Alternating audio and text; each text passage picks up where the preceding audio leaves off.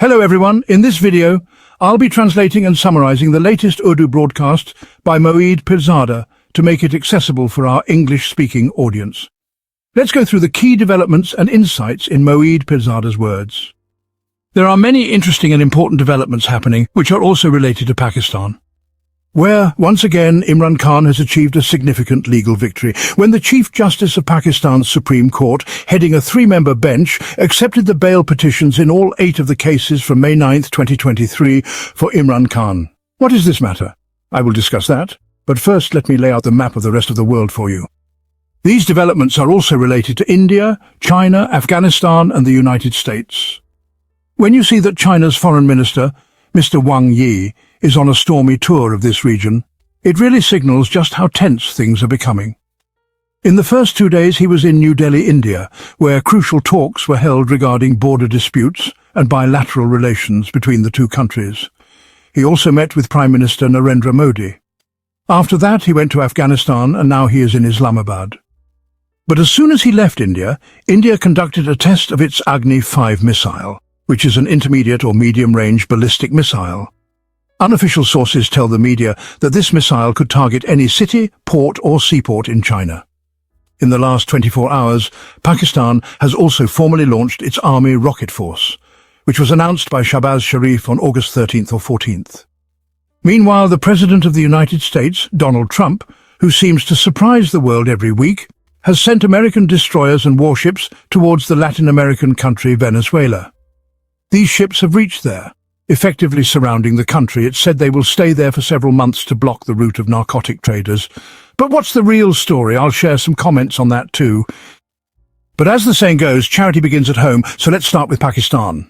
I have several points regarding this, and the development is very significant yet strange. When you see that the Chief Justice of Pakistan's Supreme Court, heading a 3-member bench led by Mr. Yahya Afridi, just 1 day before, had refused to meet Imran Khan's sister, Alima, and his other sister, Noreen Khan, when they tried to meet him to deliver a complaint that the family hadn't been allowed to meet Imran Khan for weeks. Apparently, reporters say that the Chief Justice was quite embarrassed at that moment. He reportedly said, "I don't want to meet. Salman Safdar Sahib, you can tell me more about this." So, the Supreme Court's decision, which accepts the bail in all 8 cases from May 9, 2023, is quite an unexpected one. The background to this is that Imran Khan had requested bail in the Lahore High Court, but not only did the court deny the bail, but also made some final observations about the case, calling it a serious one. Lahore High Court said that strong evidence exists against Imran Khan and his actions. This kind of language was used in the Lahore High Court's judgment, which now seems to have been written deliberately to leave a legal loophole or flaw. But the Supreme Court of Pakistan has been under pressure for days to hear this case, although hearing has been delayed multiple times. You might remember I mentioned last week how the Supreme Court of Pakistan wasn't hearing it, and while I spoke about it, others mentioned it even more, how the Supreme Court wasn't taking action. The hearing was supposed to happen on August 12th, but it didn't. Then it was delayed again, and at one point, when Salman Safdar Sahib submitted several documents and decisions from the past, the Chief Justice said that he needed to read these documents before proceeding. He wanted to study them at home first. Salman Safdar Sahib kept pleading with him that these were Supreme Court rulings, but the Chief Justice insisted on studying them at home. Then, just a day earlier, the prosecutor of Punjab, Mr. Naqvi, received a sudden illness. It's a remarkable excuse because in Pakistan many people, including doctors, believe that until you leave Pakistan you won't be able to survive with the medicines available in the country, which include anti-diarrheal and other basic remedies. So, this was a convenient excuse for delaying the proceedings. Now this decision is so unexpected that Imran Khan's sister, Alima Khan, welcomed the decision publicly, but also admitted that they didn't expect this outcome. She said that given the way other courts have been delaying decisions, it was a pleasant surprise that the Supreme Court decided the case so swiftly. She also mentioned that the Supreme Court should have heard this case on merits, but the Chief Justice, Yahya Afridi, dismissed that suggestion. Interestingly, even the Special Prosecutor from Punjab, Mr. Naqvi, said that the case should be heard on merits, but the Chief Justice rejected that as well. This decision raises the question, how did this decision happen under the current circumstances? It doesn't seem to be based on legal grounds. It appears to be a political decision. Even legal observers who have a deep understanding of the Supreme Court and High Court affairs are saying that the situation in the Supreme Court of Pakistan is worse than in Islamabad High Court. If this decision came out under these circumstances, it's clear that there was some consultation with certain influential individuals. This decision, although legally questionable, seems to be a political move. In the next 24 hours, or perhaps in 48 or 72 hours, we will better understand what the influential parties think about this decision and how the Supreme Court's decision will be interpreted. Now, this decision does not mean that Imran Khan will be released immediately, because several cases are still pending against him, including the case related to the Al-Qaeda University Trust, among others. These are all bogus cases, but they are being kept open to keep the pressure on. Moreover, General Asim Munir, Pakistan's army chief, and his team have also tried to signal something. What those signals are we may understand in the next few days. Alongside this, an interesting development occurred when the spokesperson for the army, General Major, held a press talk in which he distanced the army chief and the military establishment from the interview given by Sohail Wajahat, suggesting that the army chief had never made any statements or given any apologies regarding May 9th, 2023, or the Pakistan Tehreek-e-Insaf PTI. In a way, the DG-ISPR downplayed Sohail Wajahat's interview. When he said that everyone had pictures taken with the army chief, it was an attempt to reduce the significance of that interview.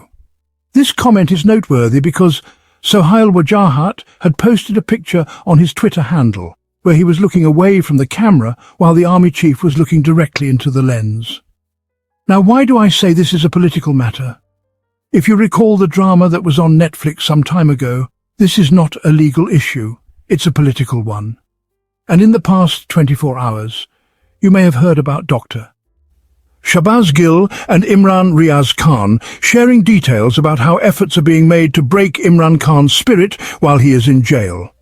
I couldn't lock this in my schedule, but I also received a similar piece of extremely confidential information from a source close to the jail administration. It mentioned that a plan has been devised to treat Imran Khan and his wife Bushra Bibi in such a way that their spirits would be completely broken. This is akin to the way prisoners were treated in ancient times when they were locked up, with no communication or access to the outside world, and their food was thrown through a small opening. The same kind of psychological tactics are being used against Imran Khan. He isn't allowed any books or newspapers and no one speaks to him. Dr. Shahbaz Gill also confirmed that if anyone in jail greets Imran Khan with Assalamu alaikum, he is not allowed to respond with Wa alaikum assalam. Now, I'll write about this and send it somewhere so that those who are treating the former Prime Minister of Pakistan in this inhuman way can feel some shame. But when we look at all these sets of circumstances, we can understand that different political strategies are at play. She is being played with in a way that breaks Imran Khan's spirit, through the demands being continuously made from him, and through the communication that has been established by Sohail Badar through Mohsin Naqvi Sahab, so that Imran Khan can be softened. This is how I interpret it. There's much more to this, and the situation will continue. Now, it is clear that we need to look at these two things side by side. The two developments are the decision made by the Supreme Court and how Imran Khan is being treated over the last 24 hours. These two things cannot be viewed separately. They need to be seen together in order to understand the situation. Now, pay attention to the fact that China's foreign minister is playing a role right now. He is on a whirlwind tour of India, Afghanistan and then Pakistan. This Afghanistan part wasn't overly advertised. I watch all the news every day, and somehow I totally missed it, that the Chinese foreign minister was going to make a direct leap from India to Kabul, and that Pakistan's foreign minister, Ishaq Dar, would also be in Kabul, leading to a trilateral summit between China, Pakistan and the Afghan Taliban. Now, this kind of trilateral summit had also happened earlier, on May 21st, 2025, in Beijing between Pakistan, Afghanistan, the Afghan Taliban and China. But this is the second official visit to Afghanistan by China's Foreign Minister Wang. His previous visit was 3 years ago, in May 2022. Up until now, China has not formally recognized Afghanistan, but they do have an ambassador there. This shuttle diplomacy, this trilateral summit, shows that China is playing the role of the big brother in this region, a role that India could have played but couldn't due to political problems, constraints, and the kind of extreme ideologies that have emerged within India, which is evident from their comments and reactions, even on platforms like YouTube. From this, we can gauge how the educated people in India have adopted a highly reactive mindset. India could not play the role that China is playing in this region right now. In the Trilateral Summit, discussions were held on extending the China-Pakistan economic corridor, trade, health, education and minerals, among other things. But the key point here is that China has broken the ice between Afghanistan and Pakistan and has connected the Afghan Taliban with Pakistan. The positive side of this is that China is playing a positive role in reducing friction between Afghanistan and Pakistan. However, from Pakistan's perspective, the negative side is that Pakistan's situation is so dire that to communicate and sit at the table with the Afghan Taliban, those same Taliban who Pakistan was accused of double dealing with, Pakistan needs China's support. This shows how China's role in this region is increasing. Views. Meanwhile, India too has been involved with Chinese foreign minister discussions.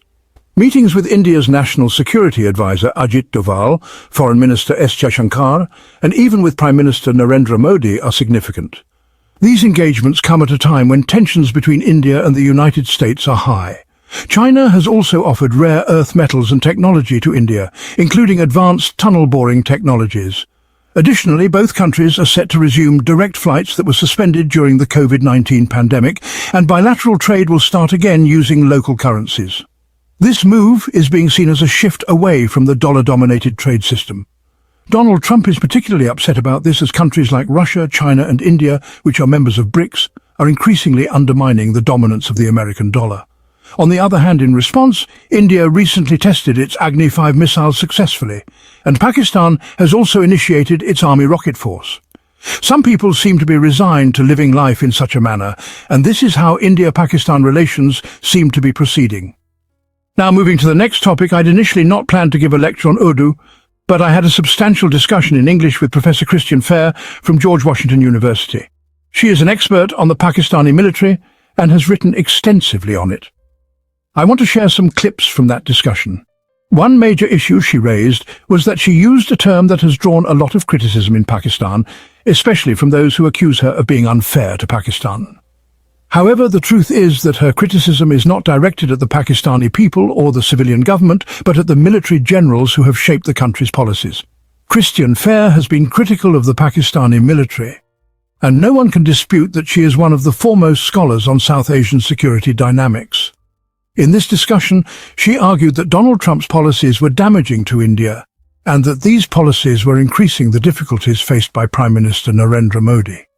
Furthermore, the discussion sheds light on how experts in the United States have yet to accept the consequences of the three-day India-Pakistan operation, which has left India at a diplomatic disadvantage, while Pakistan's military came out victorious politically. She claims that the Pakistani military has managed to maintain strong connections with the United States despite these tensions. Interestingly, Christian Fair's views are sympathetic towards India. She criticizes Donald Trump's approach to India and speaks about how his policies have worsened the situation for India, especially concerning the United States and Pakistan's relations. Many Indian commentators now see her as anti-India or pro-Pakistan, but this perspective overlooks the deeper and more complex dynamics she presents. Lastly, Iran has been issuing consistent warnings over the past week. Their leadership, be it political, foreign ministers or military, has been cautioning both their people and the world that hostilities with Israel could resume at any moment. This is linked to the 31st August deadline set by President Trump, calling for a renewed deal and the return of IEA inspectors. Iran is playing a delicate game of brinkmanship, and the United States is caught between the Ukraine-Russia crisis and these new tensions in the Middle East. The Trump administration has also made moves with warships near Venezuela, which seems to be part of a broader effort to pressure Venezuela's leader, Nicolas Maduro, over drug trafficking and political influence. However, this is being seen as part of a regime change operation, pressuring Venezuela's opposition to encourage the removal of Maduro from power. That wraps up our translation of Moeed Pirzada's video. I hope this English version helped you understand his message better. Please like, share and subscribe to Awami Lens to help our community grow. Don't forget to leave a comment below and let me know what you thought of this effort.